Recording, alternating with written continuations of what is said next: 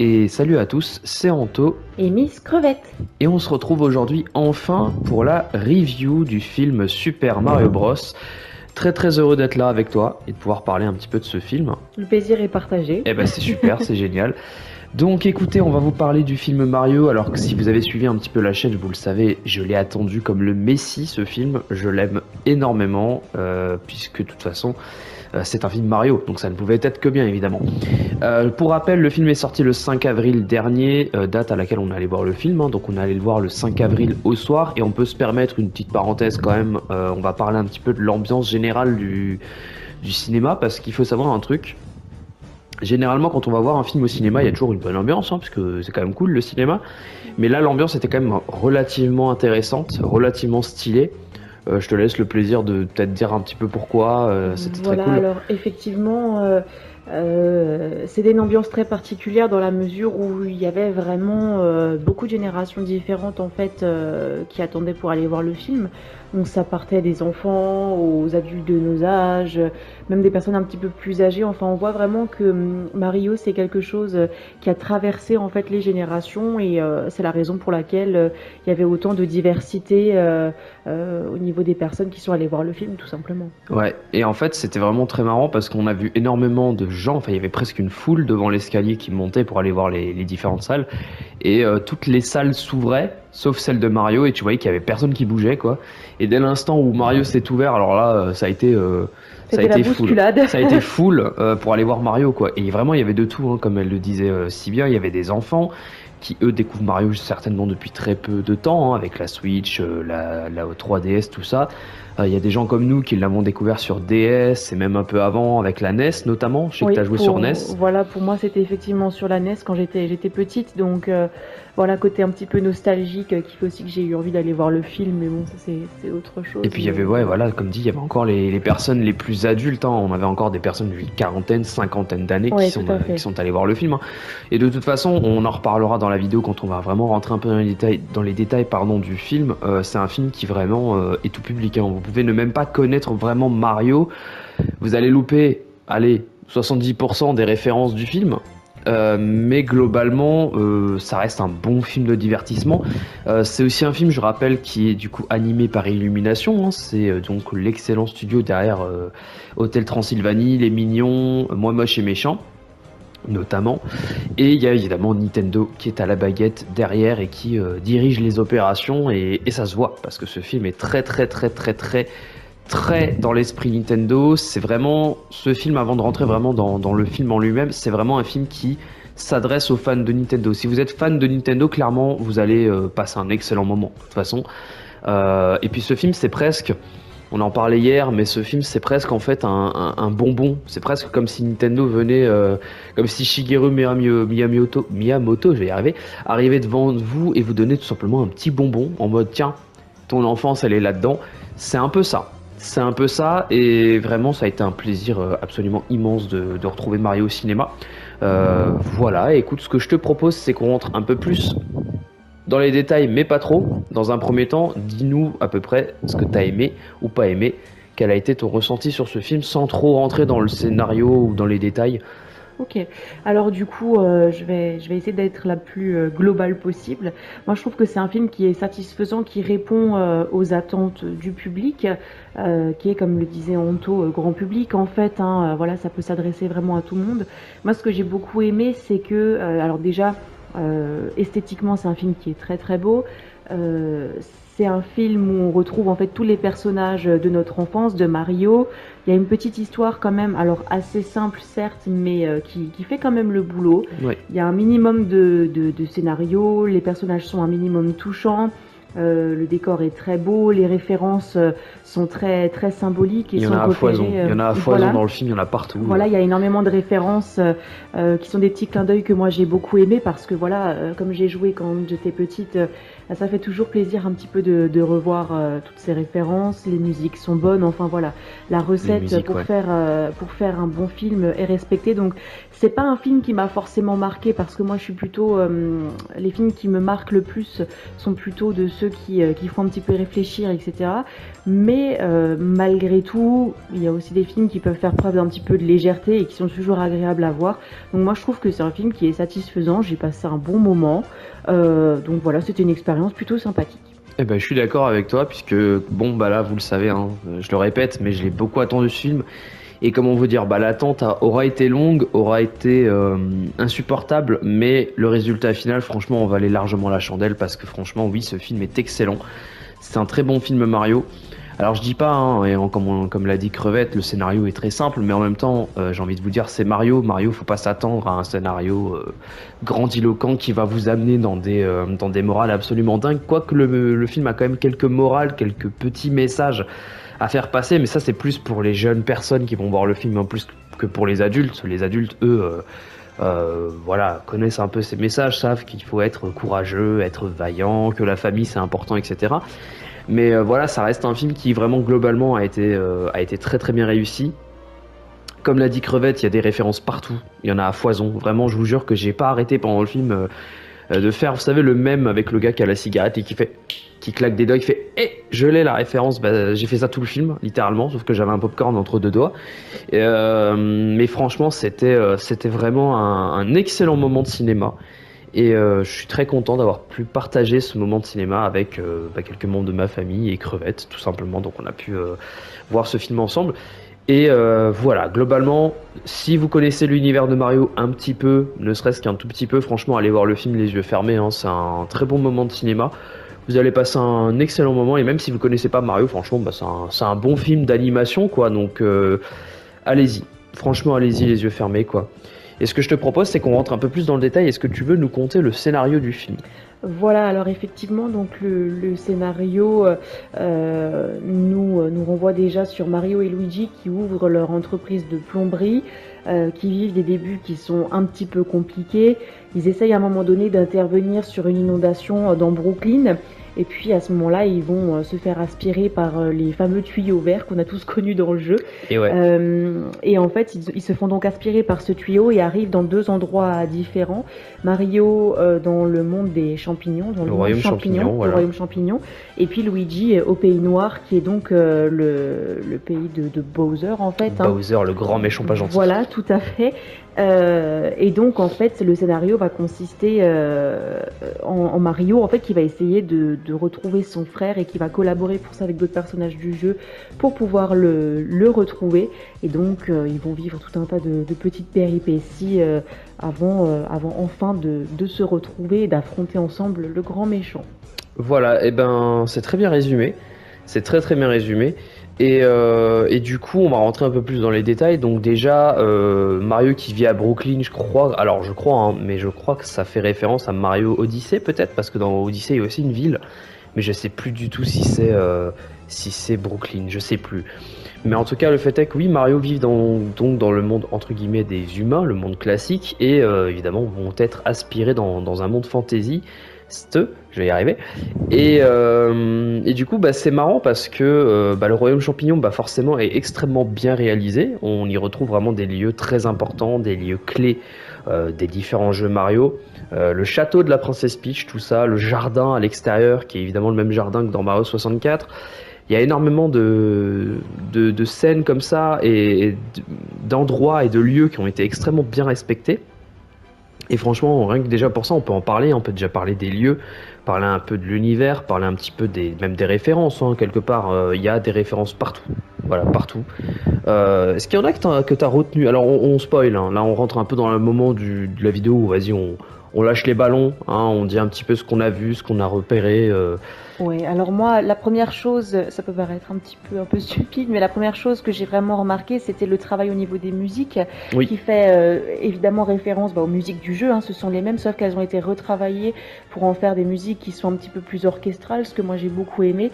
Il y a eu un passage qui m'a un petit peu marqué, en fait, où à un moment donné, Mario et Luigi doivent traverser une rue avec plein d'échafaudages, enfin plein d'obstacles, et puis à la fin on a un poteau avec un genre de mini bâtiment derrière qui fait référence en fait à la fin des niveaux où on a le poteau et puis Mario doit rentrer dans le château.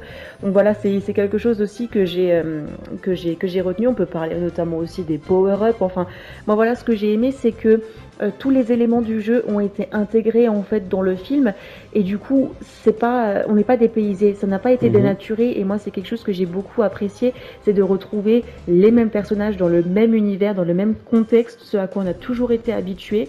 Et voilà, je suis contente de voir que finalement ils se sont pas permis de prendre trop de liberté parce que je pense que ça aurait été un petit peu bizarre. Et je suis contente qu'ils aient respecté ça en fait et qu'ils aient respecté tous les éléments du jeu. Et franchement, moi, ce que j'ai beaucoup aimé dans ce film, c'est qu'ils ont vraiment réussi l'exploit de regrouper plusieurs jeux vidéo et franchises de jeux vidéo Mario dans un même jeu, pas du tout, dans un même film. Et ça n'a jamais été aussi bien harmonisé tout ça. Vraiment, on a de tout. Je pense notamment à voilà quand Mario arrive dans le royaume champignon au début, bah voilà, il découvre un peu le monde de Mario de manière un peu classique. Puis après, on arrive dans la ville qui se situe avant le château de la princesse Peach, donc la ville des Toads, hein. Et voilà, il y a la banque avec la musique de Mario Bros 3 quand tu récupères les trésors là dans la maison de Toad. Il y a les sous avec les blocs, il y a les power-up. Ensuite, il y a les tuyaux transparents de Mario Super Mario World, je crois, hein, sur la Wii U, je crois. Enfin bref, ils ont réussi à vraiment rendre tout ça compact à un seul endroit, mais de façon extrêmement harmonieuse. Donc à aucun moment tu te dis ah on passe d'un jeu à l'autre. Tout est parfaitement bien emboîté et ça crée vraiment un univers très très fun, très très bien fait. Il y a évidemment des tonnes de références, alors je peux pas vous les citer, hein, parce que de toute façon je pense que pour avoir toutes les rêves du film, il faut vraiment vraiment voir le film.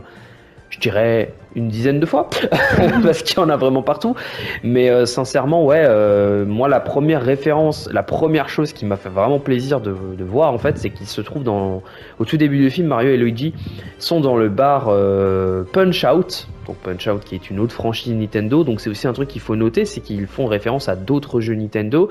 On a un vieux qui ressemble vachement à Jumpman qui joue à Jumpman, bizarre, et ouais franchement comme tu l'as dit, les musiques, et c'est bien parce qu'ils ont réussi l'exploit aussi de mettre les bonnes musiques aux bons endroits. Quand ils rentrent dans les égouts de Brooklyn, c'est vraiment la musique des souterrains de Mario Bros premier du nom, mais en version un peu orchestrale, un peu remixée. Et franchement, bah, j'ai très très hâte que sur YouTube ou ailleurs, hein, il y ait l'OST du film qui fuite ou qui sort, parce que là, il y a de quoi passer de bonnes heures à écouter de bonne musique orchestrale dans l'univers de Mario. On va pas vraiment citer toutes les références, hein, il y en a beaucoup. On va en citer certainement hein, quelques-unes au fur et à mesure de la vidéo, mais franchement, il y en a vraiment beaucoup. Et c'est un peu ça, ce que j'aime avec ce film, c'est que c'est un peu la chasse aux Easter eggs si vous êtes fan de Mario. Donc c'est vraiment un très très bon moyen de tout simplement de faire des parties avec vos amis. Hein, voilà, qui a repéré le plus d'Easter eggs?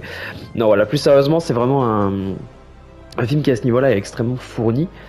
Tu parlais des musiques, on parlait un peu des lieux, on va peut-être parler un peu des personnages. Donc on y retrouve évidemment Mario et Luigi. Et déjà, première chose qui a été très bien respectée, c'est que Luigi a vraiment son caractère comme dans Luigi's Mansion, hein, donc les jeux du frère un peu trouillard, quoi. On retrouve aussi ça dans les Mario RPG, donc les Mario Voyage au centre de Bowser et tous les autres, où vraiment Luigi c'est un peu le personnage qui essaye toujours de se planquer ou d'esquiver un peu la menace, et Mario c'est toujours celui qui est un peu téméraire, qui fonce un petit peu tête baissée face à l'adversité, et on retrouve un peu cet aspect là très très marrant. Et ça, je trouve que c'est très bien respecté, hein, Mario et Luigi. Hein, je pense que tu es d'accord avec moi. Oui, voilà, je suis tout à fait d'accord. Alors, on retrouve aussi voilà, l'esprit familial, fraternel hein, qui unit les deux frères, qui, je trouve, est un bon message aussi à transmettre au public. Je me permets un petit peu de développer les personnages, moi, qui m'ont le plus marqué. C'est celui de Mario, parce que c'est vrai que il est inspirant dans le sens où il se fait toujours moquer, personne ne croit en lui, il est toujours ridiculisé, rabaissé. Et malgré tout ça, il persévère, il est toujours courageux, il affronte les choses. Et ça, je pense que c'est une bonne morale à la fois pour les plus jeunes qui vont se dire que ben voilà, qui vont comprendre que la vie est remplie d'épreuves, mais que il faut les dépasser et il faut se donner les moyens de pouvoir les dépasser. Mais aussi pour nous adultes qui sommes parfois un petit peu perdus dans la vie et pour qui ça peut être important de rappeler justement que ben malgré les obstacles, il faut continuer, il faut pas s'arrêter. Donc ça déjà pour la première partie, je dirais que c'est vraiment Mario qui m'a le plus marqué. Et puis en second lieu, moi, il y a la princesse Peach aussi, qui pour le coup n'a pas du tout le même rôle que dans les jeux, qui n'est pas la princesse à sauver, mais qui au contraire est plutôt celle qui va donner le tempo, donner l'action, qui est très courageuse, hein, qui s'impose, qui est toujours prête à défendre son petit peuple, son petit royaume. Donc moi j'aime bien aussi un petit peu cette valeur, parce que quelque part on retrouve le côté un peu patriotisme, être prêt à se défendre, à défendre son peuple, donc c'est aussi une bonne chose, je trouve. Elle n'en faisait pas trop, je trouve que ça allait, c'était pas trop, moi ça m'a pas trop impacté. C'est vrai qu'on aurait pu se dire, bon, ok, on est en 2023, c'est sûr que c'est pas la période où tu vas faire en sorte que Peach se fasse capturer et doive se faire sauver par un brave garçon avec une moustache et une salopette. On est dans une période où voilà, on essaye un peu de transmettre d'autres valeurs, ou tout simplement de mettre au goût du jour certaines choses. Et oui, comme elle le dit si bien, la princesse Peach, c'est un petit peu la chose bien aussi du film, c'est qu'ils essayent pas ils vous font pas le martelage vénère de il faut que tu comprennes que c'est comme ça, il faut que tu comprennes que c'est comme ça. Non, non. Princess Peach est une bonne personne dans le film, elle fait tout ce qu'il faut, elle est vaillante, courageuse, comme Mario un petit peu, c'est même elle qui du coup est un peu son mentor presque dans le film. Et oui, c'est jamais trop.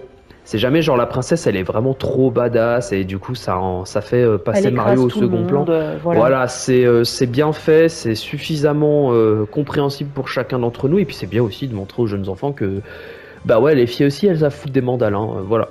Voilà, oui, bien sûr. Et puis, ce qui est important aussi, et je terminerai là-dessus pour la partie un petit peu plus Pour dédiée au Princess Peach quoi. personnage, voilà, la Oh, on va en princesse détailler Peach d'autres, hein. notamment. Moi, ce que j'ai bien aimé, c'est qu'au final, voilà, chaque personnage a ses points forts, ses points faibles, mais en fait, il y a une très bonne collaboration un très bon esprit d'équipe, j'allais dire, qui unit ces personnages. Et en fait, cet esprit d'équipe fait qu'ils avancent ensemble. Et c'est ça aussi surtout à retenir, c'est voilà une cohésion, un esprit d'équipe, une entraide qui est là et qui fait avancer à la fois les personnages dans leur propre caractère, dans leur propre personnalité, mais aussi le scénario de l'histoire, tout simplement. Bien sûr, et puis ce qui est bien aussi, c'est que là je me permets de citer une scène en particulier, quand la princesse Peach du coup rencontre Mario, il lui explique que voilà son frère a été capturé par Bowser, le grand méchant pas gentil, et elle a dit bah ça tombe bien, moi j'allais lui péter un peu la gueule à celui-là, et du coup Peach entraîne Mario, et l'entraînement c'est évidemment un niveau de Mario en 2D quoi, donc un niveau classique, et c'est marrant parce que pendant toute cette scène tu vois Mario qui fait les mêmes erreurs qu'on a toutes et tous fait enfant face à Mario, c'est-à-dire quand t'as le truc qui tourne là, avec les différentes boules de feu, de passer trop tôt, quand il y a la plante qui sort du pot au mauvais moment, bref que des erreurs qu'on a toutes et tous fait dans les jeux Mario, et c'est trop marrant de voir Mario faire les mêmes erreurs au début, après quoi il commence vraiment à comprendre, à gérer un peu le tempo des apparitions des ennemis, tout ça pour passer un peu l'épreuve. Ça c'était aussi une scène qui était très marrante, et du coup ça fait vraiment de la relation Mario-Peach, vraiment une relation plus de mentor à élève que vraiment une relation amoureuse, parce qu'on aurait pu aussi imaginer que Mario et Peach allaient tomber amoureux dans le film, mais en fait pas du tout, hein. Vraiment ils sont juste, collaborent juste ensemble, une pour protéger son royaume et protéger même tous les autres royaumes de l'univers, l'autre pour sauver son frère, et il n'y a pas ce côté un peu love entre Mario et Peach, donc ça fait que on peut imaginer qu'un jour ou l'autre, peut-être, ils vont enfin commencer à avoir une vraie relation. Ça commence à être chiant, hein. Ça fait 35 ans, voire plus, que Mario et Luigi, que Mario ne sert pas Peach, ou du moins elle la sert plus ou moins, mais pas forcément beaucoup. Mais bref, dans le film, il n'y a pas non plus cet esprit amoureux autour de Peach. On peut aussi parler du coup d'autres personnages. On va parler rapidement de Todd. Todd qui est un peu le comic relief du film. Comic relief, ça se dit, je crois, c'est ça, hein. C'est vraiment le petit perso mignon qui fait des blagues à la con et qui est très très marrant. Todd, il est du genre à prendre de gros 4x4 de 50 mètres de haut alors qu'il est haut comme deux pommes. Donc c'est très marrant. Il y a plein de scènes, plein de petites blagues, plein de petits trucs autour de Todd qui sont vraiment très marrantes. On retrouve aussi, du coup, à un moment donné dans le film, ils vont aller dans le royaume des Donkey Kong, et ça c'est cool. Ils vont retrouver un petit peu, Cranky Kong ou Funky Kong. Alors j'ai complètement oublié le nom. Cranky, je pense. Je sais pas. Je vous avoue que Donkey Kong c'est un peu moins mon truc. Mais on retrouve donc le roi là, Cranky Kong. On retrouve Donkey Kong évidemment. On retrouve Diddy Kong très rapidement dans le public de l'arène de combat. Et c'est cool parce qu'en fait, on arrive à faire collaborer tous les royaumes entre eux.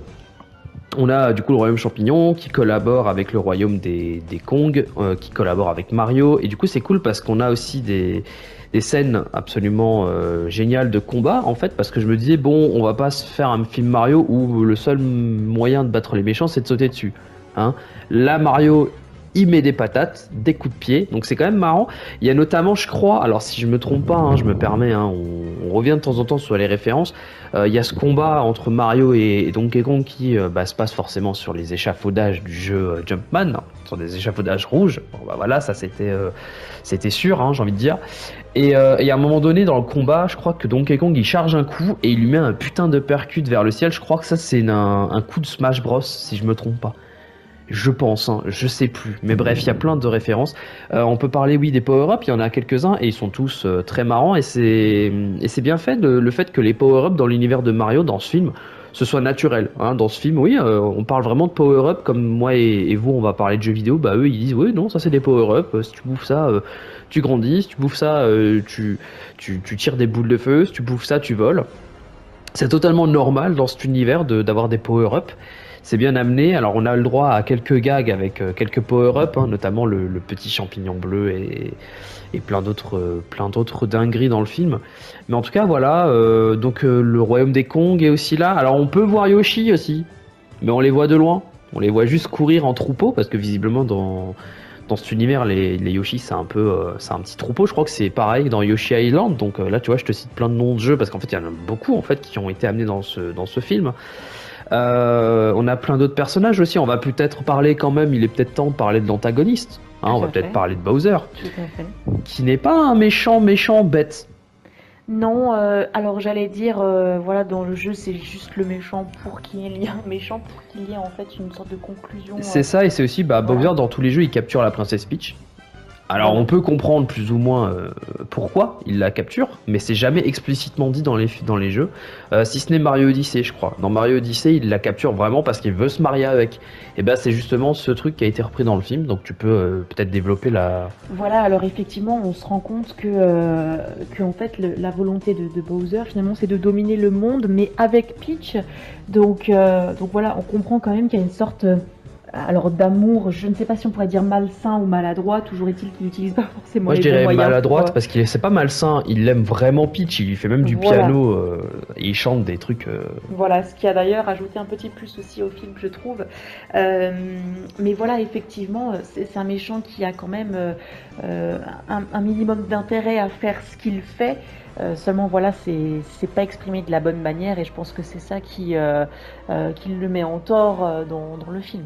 Mais en fait, c'est pas le Bowser vraiment méchant pour être méchant, c'est vraiment un Bowser qui est juste amoureux de la princesse Peach, mais qui dans son amour va être complètement maladroit. En fait, il va faire les mauvaises choses, il va faire des choses mauvaises pour essayer d'amener la princesse Peach auprès de son petit cœur, toutou. Hein voilà, Pichou Pichou Pichounette, là, bon, c'est marrant 10 minutes, mais bref, le fait est que voilà, il est très maladroit dans son expression de l'amour, entre guillemets, et ça en fait un méchant qui en fait est méchant, mais en même temps pas trop, quoi, parce que c'est Bowser, quoi, avec Bowser, au fond, il a un petit cœur tout mignon. Au fond, voilà, c'est ça qu'il faut retenir de Bowser dans ce film. Il y a quand même une scène qui t'a marqué. Alors, tu m'en as parlé hier. Moi, il y a quand même une scène qui... c'est pour ça que je disais tout à l'heure que j'hésitais un petit peu entre cet amour maladroit et malsain. C'est qu'il y a quand même en fait une scène où il torture presque Luigi pour que Luigi lui dise qui est Mario, où est-ce qu'il est, qu'est-ce qu'il fait auprès de la princesse Peach. Et j'ai trouvé ça quand même assez dur en fait. Alors je vais pas dire dur à regarder parce que ce serait un petit peu idiot dans un film Mario de dire ça, surtout que c'était pas du tout violent ou quoi. Mais c'est vrai que bon, à ce moment-là, je me suis dit d'accord, alors il y a ce côté maladroit, mais pour autant on peut quand même pas dire que ce soit juste un gentil déguisé en méchant. Pour moi, il y a quand même vraiment une vraie méchanceté qui fait que ça dépasse un petit peu la maladresse, si j'ai envie de dire. C'est ça, après ça reste quand même un méchant, hein. Il a quand même son armée, il a quand même son...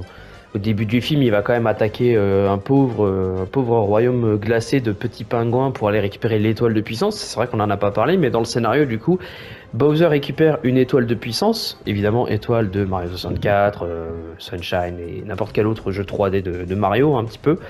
Donc on a voilà une étoile de puissance qu'il récupère. On pourrait imaginer dès le début du film qu'il la récupère pour faire le mal, et en fait pas du tout. Il la récupère dans l'unique but de plaire à la princesse Peach en lui montrant t'as vu j'ai une étoile de puissance. Pour dominer le monde avec on elle. est puissant et on peut Voilà. vivre notre amour ensemble dans le monde du royaume champignon.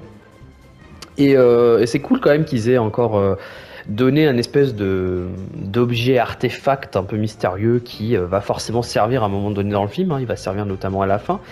On peut aussi parler, on va quand même en parler parce que ça reste un des gros morceaux du film. Tout l'aspect Mario Kart, parce que là, Ah oui. Mario Kart, si vous êtes fan de Mario Kart dans ce film, il y a plus de Mario Kart que toutes les autres références aux autres jeux. Hein. Là, il y en a vraiment beaucoup.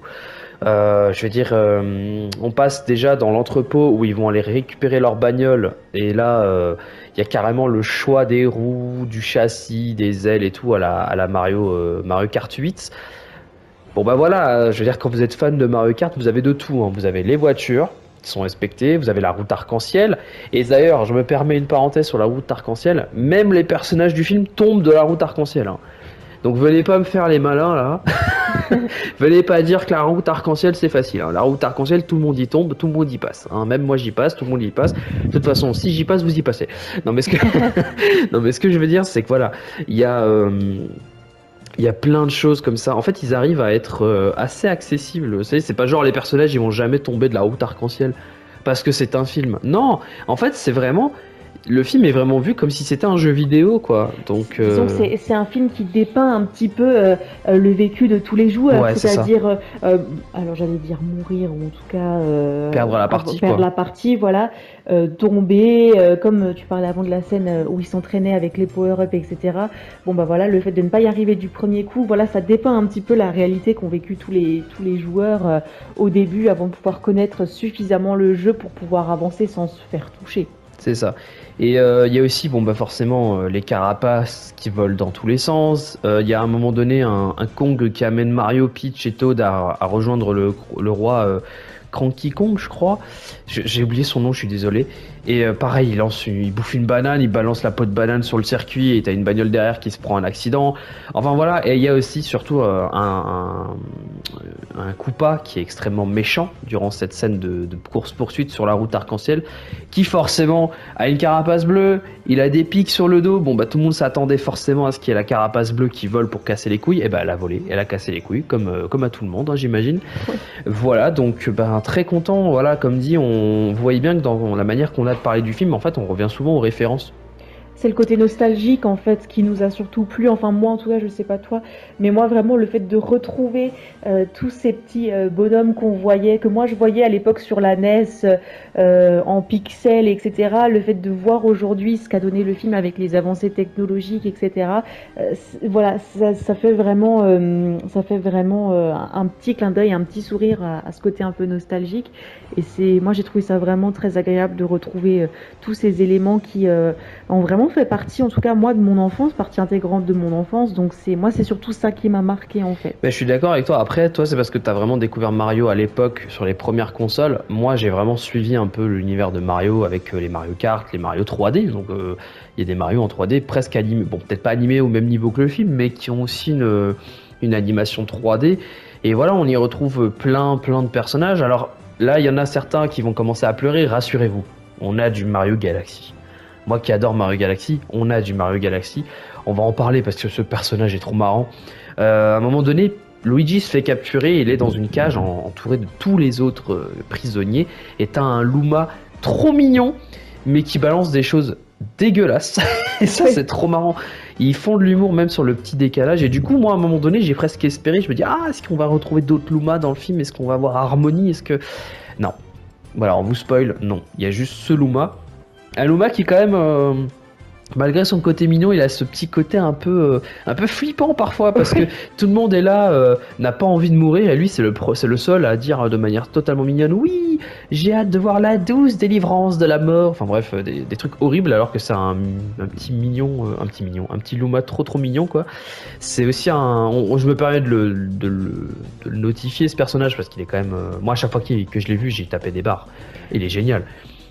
Oui, voilà, effectivement, alors il y a ce côté humoristique qui a eu notamment ce petit personnage, mais ça me permet aussi de rebondir vite fait en disant que quelque chose que j'avais oublié, mais que l'humour fonctionne. Voilà, c'est pas un humour qui est lourd, ça fonctionne. On a le sourire à plusieurs reprises et notamment avec ce petit personnage qui est pressé de se faire De délivrer par mourir. la mort. Et d'ailleurs, à un moment Voilà. donné, ils sont à deux doigts de mourir. On arrive à les sauver de la mort et lui faire oh non, mais non, moi je voulais crever. C'est un peu voilà. Mais voilà, on va pas vous parler évidemment forcément peut-être de la fin du film. On estime que vous avez encore de quoi garder le secret hein, pour certains. Même si là, si vous êtes arrivé à ce stade de la vidéo, normalement vous avez vu le film parce qu'on a quand même bien Ah bah oui, spoilé. On on a a quand même tout bien. balayé, oui. Oui, oui. Bon après, j'ai envie de dire, on a bien spoilé, mais en même temps, je me permets encore une autre parenthèse. Le film a eu quand même un marketing qui est quand même assez virulent. Hein, je veux dire, entre les nombreuses bandes annonces. Je veux dire, moi sur la chaîne, j'ai parlé de la toute première bande annonce d'annonce en fait du film. On était là comme des dingues à dire oh mon dieu, il y a un film Mario qui va sortir. Puis j'ai parlé d'une autre bande annonce un peu après qui était un peu plus complète. Mais franchement, j'ai pas fait une vidéo sur chacune des bandes annonces. Hein. Il y en a eu beaucoup. Il y a eu la fameuse pub là qui font d'ailleurs et qui est dans le film, hein, la fameuse pub des frères Mario. C'est nous les frères Mario, les frères plombiers, machin tout ça. Ça c'est aussi une musique qui était dans les années 90 extrêmement populaire hein, autour de Mario.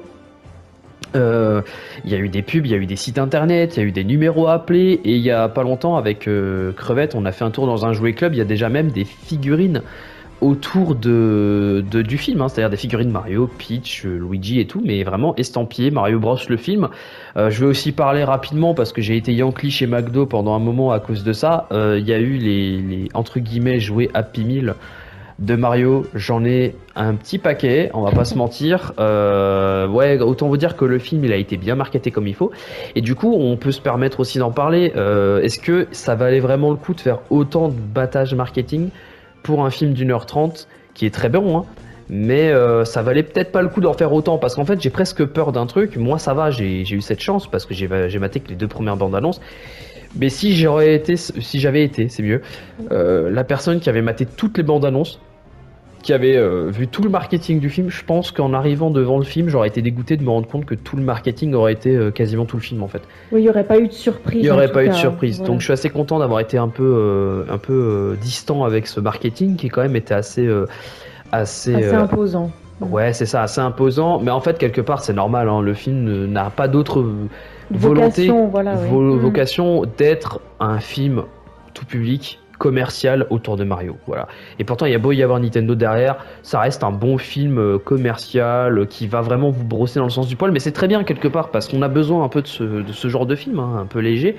Je peux me rapidement, pas du tout, me permettre rapidement de comparer à Sonic. Hein. Sonic a aussi été au cinéma.